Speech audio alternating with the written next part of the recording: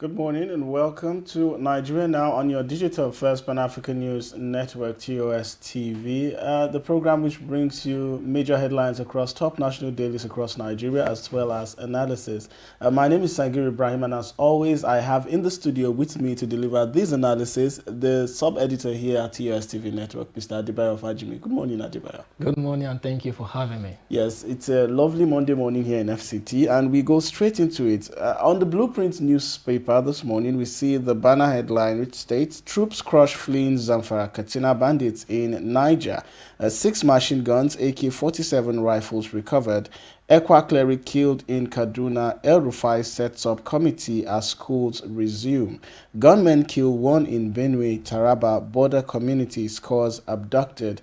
Abductors place 50 million naira ransom on pastor's wives, 2 daughters in Abuja." That could be found on page 6.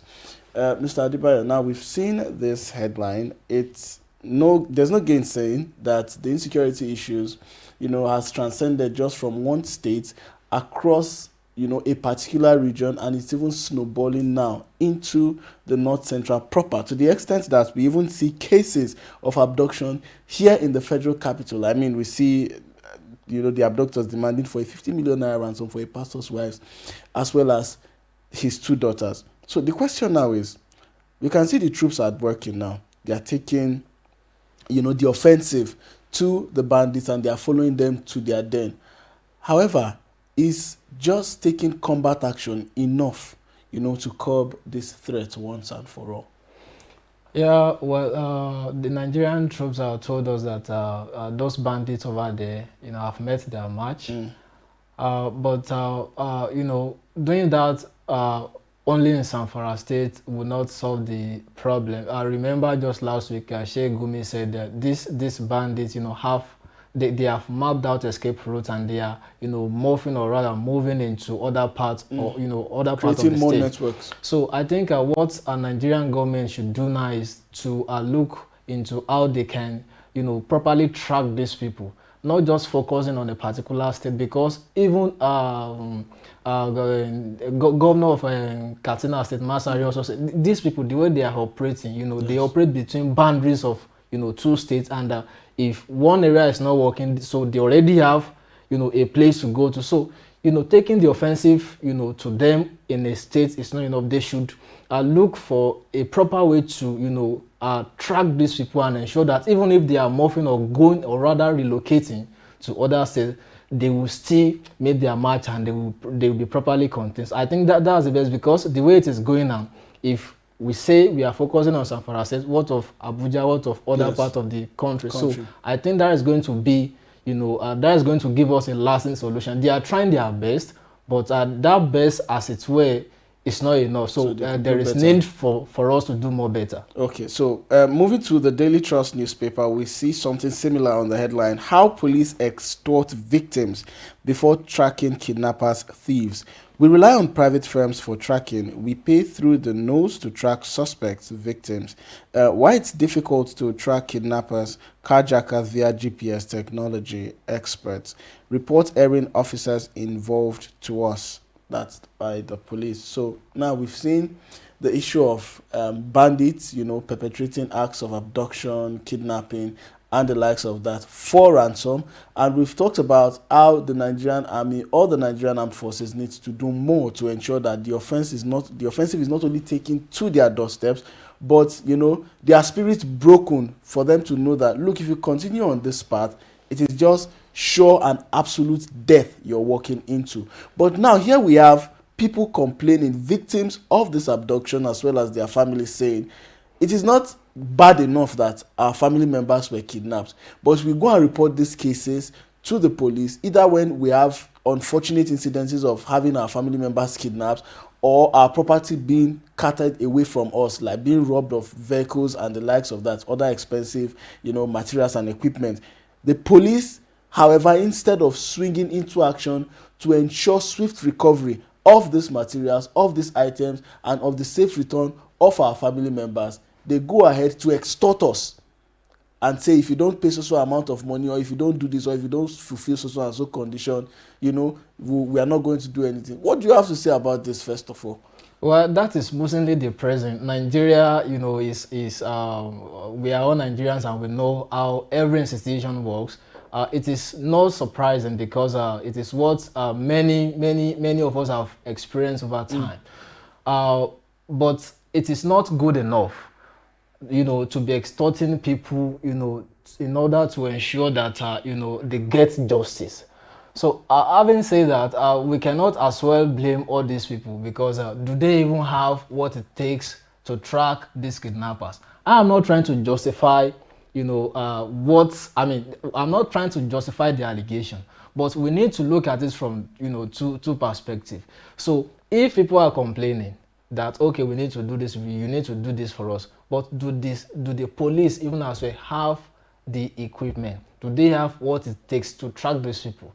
So I think everything still bounds on ensuring that we have a proper and reformed police sector, that can work independently, that can work in order to ensure that people get justice. Because when people attack you and your right is being infringed on and you report to the appropriate quarter, and at the same time the quarter is still expecting you to pay so amount, it is not fair. So that tells us the kind of institution and the kind of system we are running in Nigeria, and this needs to stop. Okay, so do you think, because the last rider here states report erring officers involved to us, and that's according to the police. So do you think stating this is enough to assuage the disappointment that people have over the fact that they have to still pay police officers to recover stolen item, which by right is supposed to be free of charge? No, it is not. It is not proper. We have had over time police saying bail is free, but indeed for an average man who does not know his or right, is it free? Okay. It is not. So this is not proper. So we just need to hit the nail on the head and look for a way to ensure that all this nonsense stops. Yes. It is not normal. Okay, so now moving to the Business Day newspaper, let's talk a little bit about economy. We see on the front page, big story: in battle for equity, Nigerian states tussle over taxes with FG. Now, Mr. Adibert, this entire debacle about the VAT and state ownership or state collection of VAT, was commenced by the current governor of Rivers State, Nyesom Wike, and we've seen over time, over the course of 2 weeks or thereabouts, other states, jumping into this bandwagon to say, hey, that is actually true.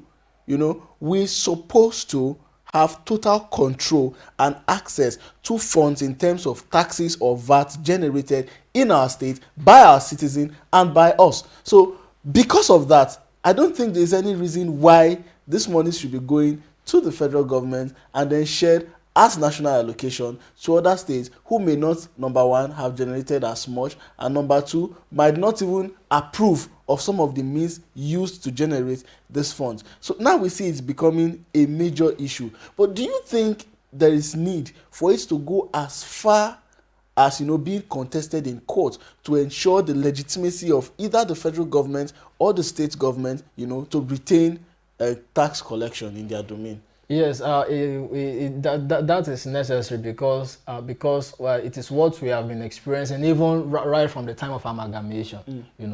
But the way things is going now, it needs to be really contested because you imagine states like Lagos, Rivers States, and a couple of other states viable in this collection of tax, who are generating much revenue from this angle. But if you see the kind of system we run in Nigeria, yes, you discover that majority of these states are beggars. Okay. Until you get to the center, you do not get anything done. You want to do any little thing in your state, you need to only will you see a state that is not running to the center to get anything done because of paucity of fund. And when there is no fund, how do you imagine? Governor Wike was saying in the last 3 months that they have paid 30 billion naira to contractors in their state, and 7.5% of that is going to the account of the federal government. Why even the state who is paying this is not even getting as much as that? Do you understand? And if you want to get anything done, you say, okay, go to the center to get funds to finance also thing. Why is it that you need to get to the center when in the first place these funds are coming from you? And you will discover that even majority of the states who are even getting the larger percentage of these things are not even, generating as much as these people are generating. That, yes. And over time, you see most of these even leaders, they say they want to do this, they want to do that when they get to power. And at the end of the day, you don't see them, you see them doing nothing. Absolutely. So I think it is high time this is, this is done properly and the way it should be. And the state should stop, becoming beggars until they go to the center before they get anything done. So if they want to contest, it's fine. And if the federal government or the FIRS also want to, but I think what everybody needs to do is to obey the court order, and that whatever the court decides, then everybody should follow. Okay, so basically, you spoke about states not generating enough in terms of IGR and having to go to the center, every time to seek for funds and assistance in terms of getting certain things done. You spoke about Rivers State spending about 30 billion, and paying 7.5% as VAT to the federal government. So the question now is, why do we have situations where states are doing little to absolutely nothing in terms of generating IGR for themselves, to the point that they have to run and literally beg the center, to come to their aid and assistance every time when they fall into a financial crisis? When you are complacent, when you have this mindset that okay, something, whether you work or not, something exactly will come from social place, you will be complacent. Do you understand? You tend to relax. Yes, you tend to relax. So I think that is the reason. That is the reason, because we have had, even personally, I've seen a governor of a state who promised to do social thing for his state for a period of 4 years, and at the end of the day, he could not get anything done, and people do not know, because something is coming from somewhere to cover up, its ineptitude. So if this stops, honestly, it's going to enable our leaders to think outside the box, and whoever is going to emerge as a governor, as a leader of any state, is going to put his or her leadership to test. Because if you see the kind of resume they come up with when they are campaigning, you see the kind of CV they come up with, at the end of the day, you don't see anything manifesting in their leadership style. So I think this is going to put them on odds, and it's going to help us a great deal to know who is a real leader and who is able to get results done for his people. Okay, so let's move to the Nigerian News Direct newspaper. We see from the very top, agreement breach, we may be forced to embark on another strike. That's by ASU. For the banner headline there, we see economic recovery, UBA Fidelity Bank, 10 others generate 578.9 billion naira profit in 6 months. Zenith Bank maintains most profitable bank in Nigeria. 3 banks record drop in profit. For the Daily Independent newspaper, on the banner headline there, we see banks may not fare well with e-Naira. According to analysts, e-Naira could threaten the ability of banks to collect fees from wire transfers, check issuances, and other payment services. We move over to the Daily Times as well, where we see the banner headline stating Nigeria is bleeding. Ex-Jigawa Governor Lamido visits Obasanjo, says former president committed to ensuring Nigeria gets out of doldrums. Now, for the Nigerian News Direct newspaper, Mr.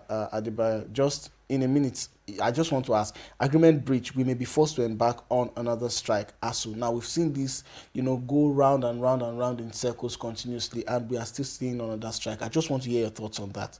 Well, the Nigerian government should please, rise to the occasion and listen to whatever the concern of these people are, because if these people embark on another strike, it's still going to, the first is going to be, on average citizen, on the education, of an average Nigerian. So whatever the agreement they make, they should all come to table and see how they can work out things. So now, insisting that if you do not do this, so these people have the right, to contest and to fight for their rights. So I'm just appealing to Nigerian government to please do the needful and ensure that, this do not happen, and, many of our Nigerian youth, go to school and they graduate and they do what they need to do and, just move on with life. All right, thank you so much. And that's it for Nigeria Now this morning. Remember, Nigeria Now continues same time tomorrow. And to be a part of this conversation, you could simply, reach us on our various social media platforms on Facebook, Twitter, and Instagram at TOS TV Network.